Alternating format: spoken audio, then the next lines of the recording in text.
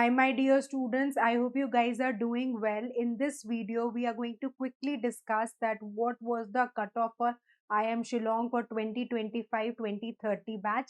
Let's get started. My name is Juhi Narula.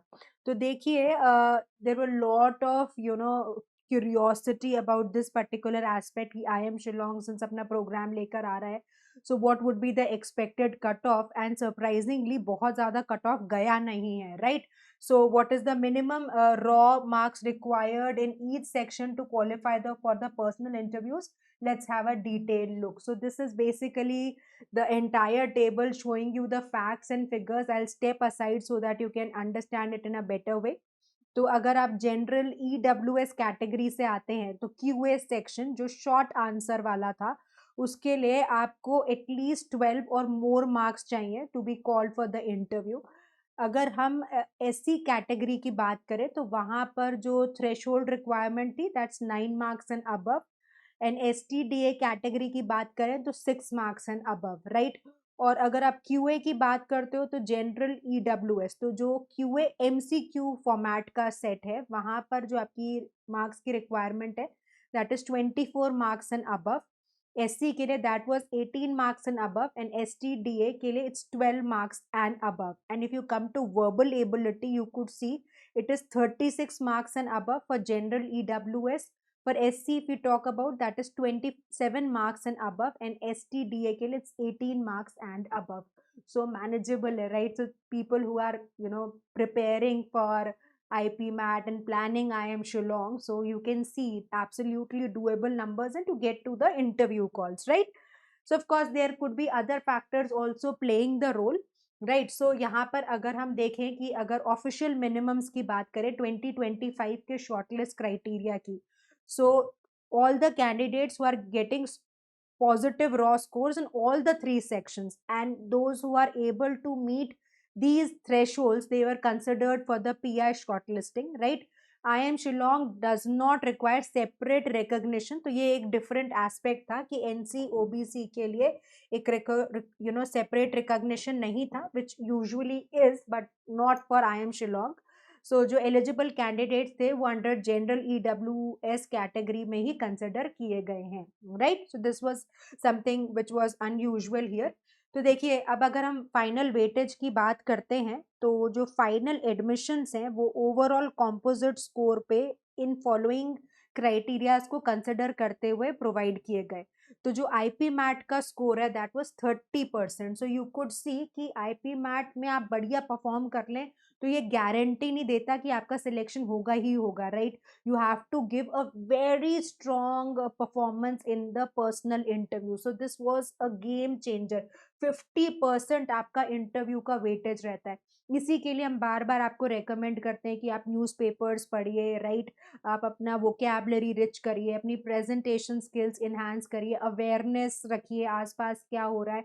आप academically sound होने चाहिए क्योंकि पर्सनल इंटरव्यूज में अक्सर आपके 11th-12th के कॉन्सेप्चुअल क्वेश्चंस पूछे जाते हैं, राइट. अब आप ये सोच के देखिए कि 2 साल आपने पढ़ाई करी और आप एक अच्छा परसेंटेज लेकर आते हैं और फिर वहां पर आप अकेडमिक से रिलेटेड कुछ बेसिक क्वेश्चंस भी नहीं आंसर कर पाते तो what sort of impression you are giving. And all these pointers you have to start working right now. आप ये सोचें कि रिजल्ट आने के कुछ ही 15-20 दिन 2 महीने में आपकी पर्सनालिटी एकदम से बहुत ही सॉलिड हो जाएगी, आप एकदम से ब्लूम कर जाएंगे.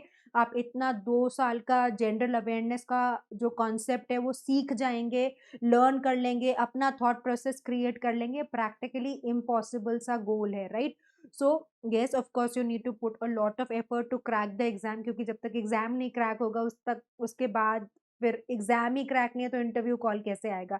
बट एग्जाम क्रैक होने का जो क्राइटेरिया है वो सिर्फ 30% है. तो ओवरऑल जो स्कोर कंसिडर किया जा रहा है in admission process as per as IPMAT score is concern that is just 30%. तो ओवरऑल आपका IPMAT में इंटरव्यू शिलोंग में इंटरव्यू ने एक बहुत क्रूशियल रोल प्ले किया. तो आई नो इसके लिए एक सेपरेट वीडियो बनना चाहिए बट मेरे अंदर का टीचर आपको कुछ पॉइंटर्स जरूर सजेस्ट करना चाहता है कि please keep your academic awareness very solid, right. Very important. Second important pointer that you should consider while you are targeting IIMs, any IIMs for that matter, right, not just Shillong. Apart from academics, see what is happening around you, right. Current affairs पे आपका perspective पूछा जाता है। आपका opinion तब build होगा जब आपको टॉपिक के बारे में पूरी क्लैरिटी, आपको सारी डिटेल्स पता है, आपने 4 लोगों के ओपिनियंस पढ़े, तभी तो आप अपनी उन सब ओपिनियंस को जज करके अपनी एक रीजनिंग बिल्ड कर पाते हैं, राइट। अगर आपको इन्फॉर्मेशन ही नहीं पता, सुपरफिशियल नॉलेज है, तो उसके बेसिस पे आप इंटरव्यू में जाके परफॉर्म नहीं कर पाएंगे, राइट।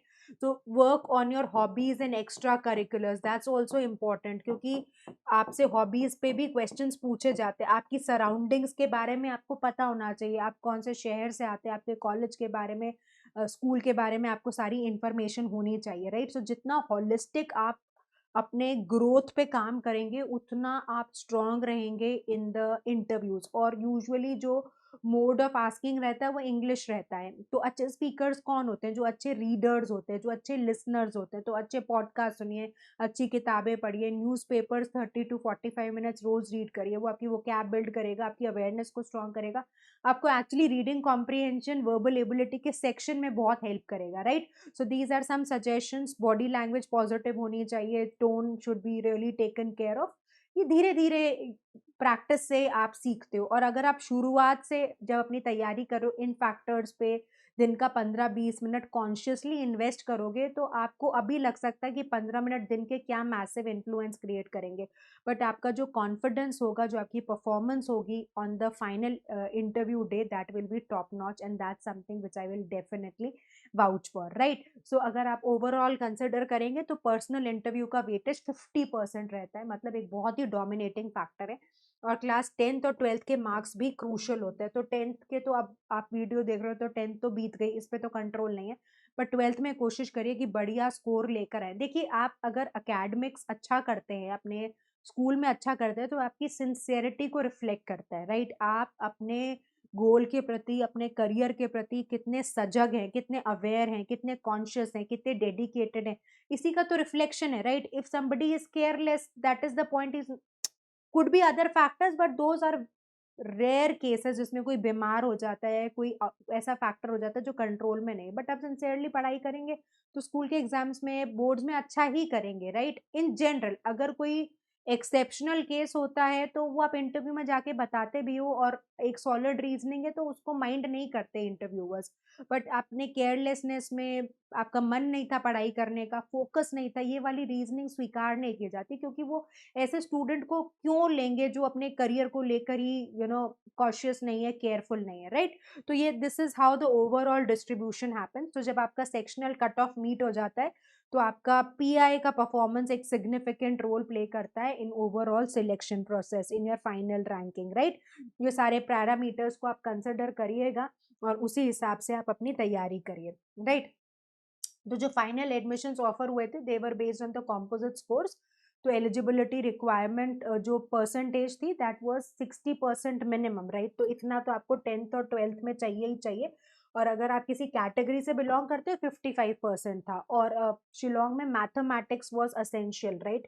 तो मैथमेटिक्स एक रिक्वायर्ड सब्जेक्ट होना जरूरी था 11th और 12th में। तो ऐसे भी, क्योंकि ह्यूमैनिटीज और कॉमर्स के स्टूडेंट्स विदाउट मैथ्स बैकग्राउंड नहीं अप्लाई कर सकते कॉलेज में, तो कंपटीशन रिलेटिवली कम हो गया, राइट। अगर आप देखोगे कि आपने मतलब लगभग 2/3 की जनता तो एलिमिनेट ही हो गई ना, और बाकी जिनके पास मैथ्स है वो भी आईआईटी जेई वाले ऑप्शंस को स्ट्रांगली कंसिडर करते हैं। So it it this college this time offered less competition, अगर आप होलिस्टिकली एक बार कंसिडर करें, सोचें भी, ठीक है। So competition tends to be lower at I M Shillong. एक तो आपको मैंने बताया ही था, no NC OBC category, that was merged into general EWS, and mathematics requirement excluded many arts and commerce student. तो ये एक एज मिला जिन स्टूडेंट्स के पास मैथ्स था, right? So I hope now the criteria is clear to you, and you are going to put your heart and soul, and you're going to ensure that you work very very hard on your overall personality enhancement also, your academics also, and you get a great score in IP mat as well. All our best wishes are there with you. Keep working hard, stay consistent. God bless you.